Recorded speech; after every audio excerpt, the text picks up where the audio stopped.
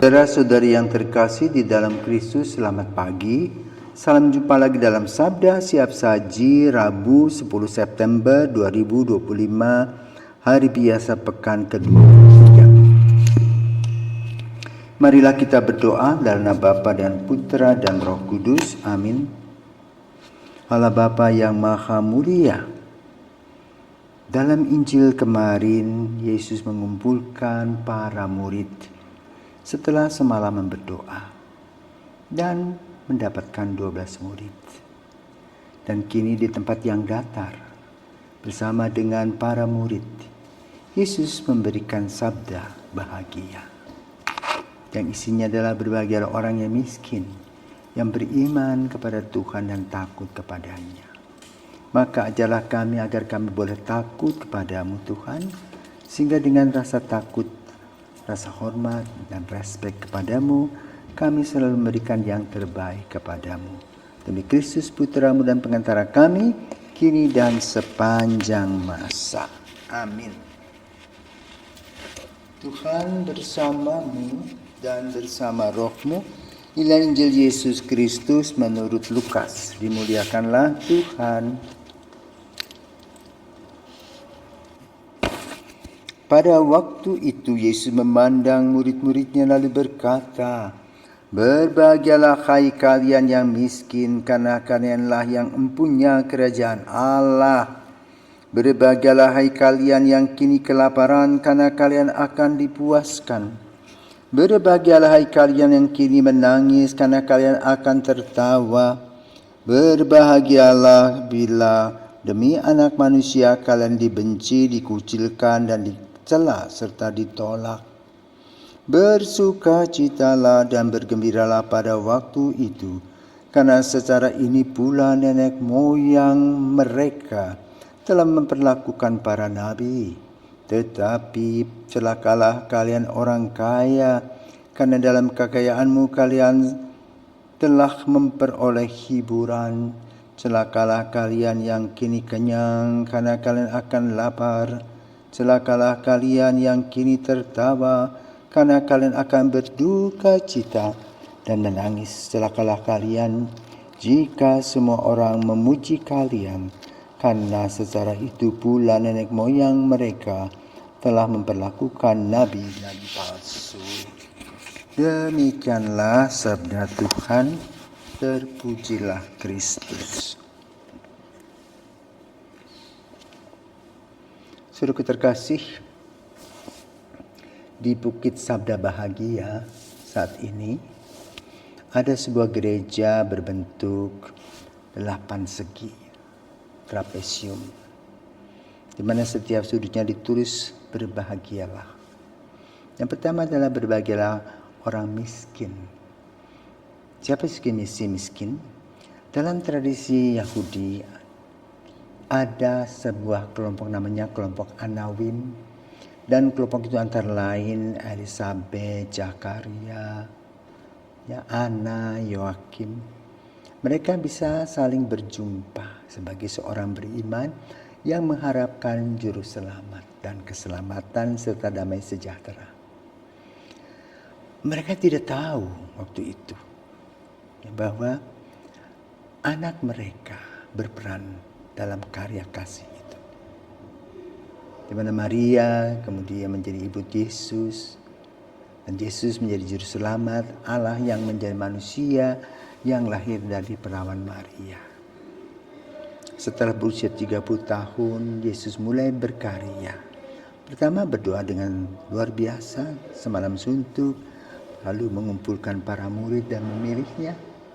Dan kemudian mulai mewartakan kabar gembira. Karena itu pada pagi hari ini kita akan mendengarkan sabda bahagia Yesus tadi, yang ditekankan kepada orang miskin, orang yang penuh dengan iman, orang yang percaya total kepada Tuhan, orang yang rendah hati, dan mengerti serta memahami rencana-rencana Allah yang tertuang antara lain dalam diri Bunda Maria.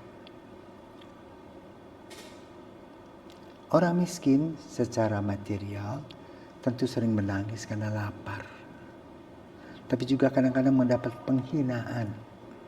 Tetapi sebagai orang yang beriman, dikatakan di dalam sabda bahagia itu, berbahagialah kalian yang menangis, ya, karena akan tertawa pada waktunya.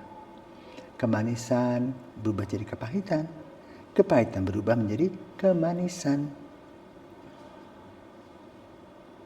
Ketiga, dikatakan berbahagialah bila demi anak manusia kalian dibenci, dikucilkan, dicela, serta ditolak. Risiko mengikuti Kristus adalah dibenci. Kenapa? Orang tidak mau diluruskan, orang lebih suka hidup dalam bengkok, ya, hidup barbar, seenaknya, bermabuk-mabukan, ya, merampas hak orang, tidak tahu tentang apa arti sopan santun, etika dan moral. Maka Yesus ingin mengajarkan kepada seluruh kita agar kita tetap jujur, disiplin, penuh tanggung jawab. Dan hal ini dilakukan oleh Santo Yohanes Pembaptis dalam mengumpulkan para calon murid Yesus, di mana dikatakan luruskanlah jalan Tuhan, dan jadikan luar biasa, mengalahkan dan mematahkan kekurangan-kekurangan dan kedegilan manusia. Maka kemudian Pak Santo Yohanes membuat untuk orang bertobat, dicemplungkan, baptisain, membuat permandian untuk pertobatan. Bila kita dalam kesulitan-kesulitan percaya kepada Tuhan, maka Tuhan akan memberikan sinar terang. Dan setelah kita melihat sinar terang tadi, ada kebahagiaan tersendiri.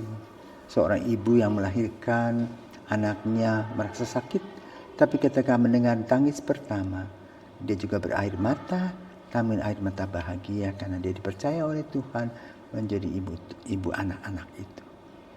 Dan setelah itu menjadi seorang ibu yang tidak pernah tidur, selalu melindungi anaknya sampai dia menutup mata kembali.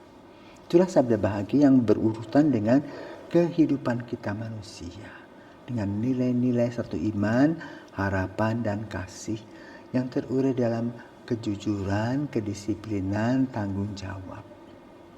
Dan juga berani memikul salib. Artinya apa? Percaya bahwa semua rencana yang kita lewatkan itu adalah rencana Tuhan. Dan juga dalam sabda bahagia diingatkan, celakalah. Siapalah yang celaka?